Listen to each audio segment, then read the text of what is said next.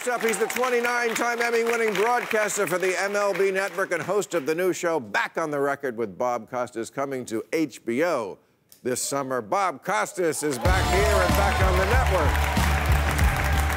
Hey, Bill. Some halabim. We're not shaking. No, we're bowing. We're waving. Of course.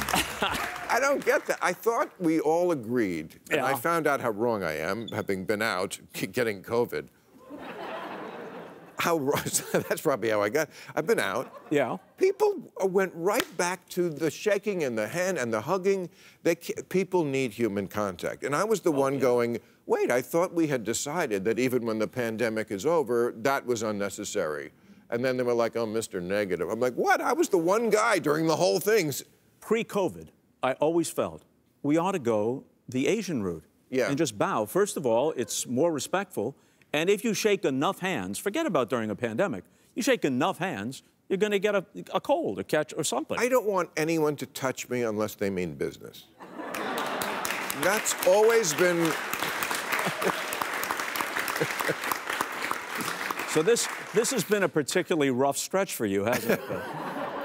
Let's talk about the Olympics. Yeah, okay.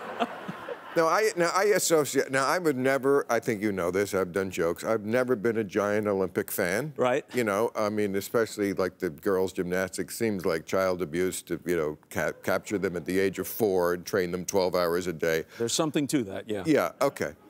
But I know, rah, rah, America, great. Okay, so we kick ass overseas. But I do associate it with you. I mean, I never watched it for the games, I watched it for you. You are the games were secondary. It was really the broadcasting. You do have how many did you cover? 12. 12? Yeah. No. Yeah, from 1988 through 2016. Oh, wow.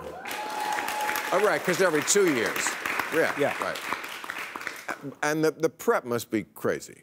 Yeah, right? Well, you know, I learned after the first couple, I learned that the host has to be a good generalist, but you don't need to know every platform diver from Peru or every cross-country skier from Norway. That's for the people at the venues. Right. You just have to have the big picture. Well, okay, so now we're going to have it in Tokyo in just a month? Yep.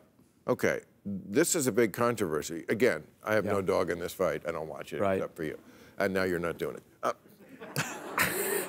It frees up a lot of time for you. It really does. Yeah. That's what's one thing. It takes too long. There's too many backstories about what they went through to get there.